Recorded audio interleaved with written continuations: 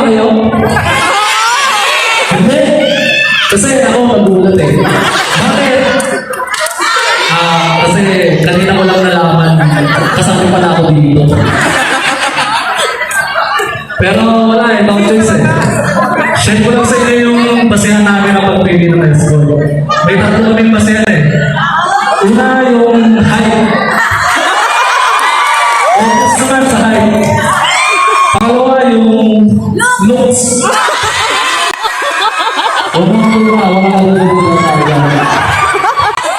Ang pipit sa lahat yung pangatlo.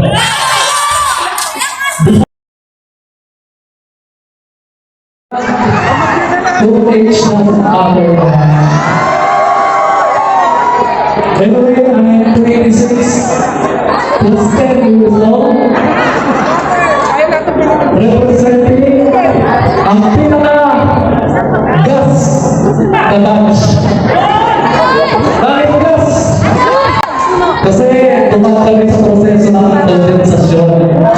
Hanggang sa naging pinaka-liquid. Tapos, dumaan sa proseso ng pagpapalalim o freezing. At ganoon ay naging pinaka-solid na batch. Batch 2004!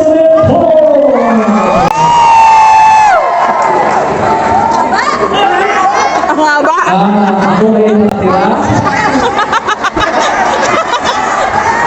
Kalawang glass. Ako ay nakatira, hindi nakatira. Nakatira sa General Trias, Cavite.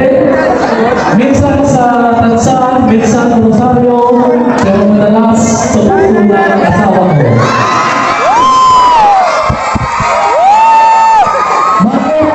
Bakit madalas sa puso ng asawa ko? Kasi naniniwala ako sa isang kasabihan na ang iyong pamilya, ang iyong tunay na tahanan.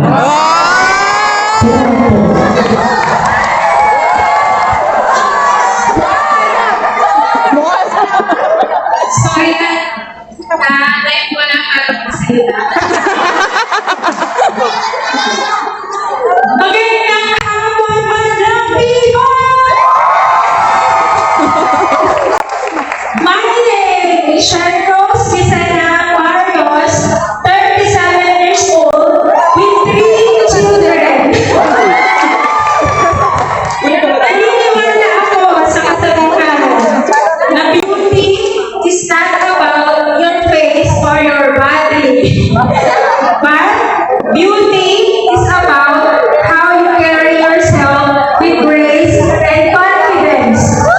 Again, my name is Sharcos Marios, representing Batch 2004. Batch 2004.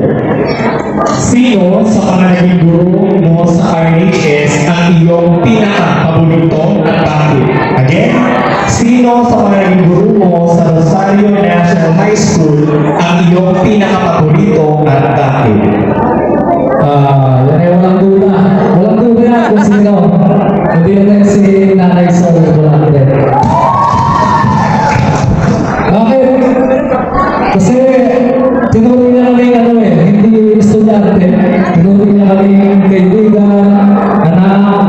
Lagi na kami pinapag-aralan kung yung tama at mali. Kaya hanggang ngayon, tinuloy naman siya ng nanay namin. Kaya ayun,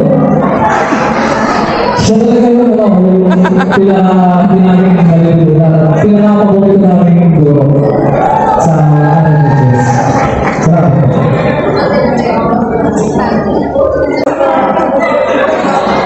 Magandang hapon po ulit.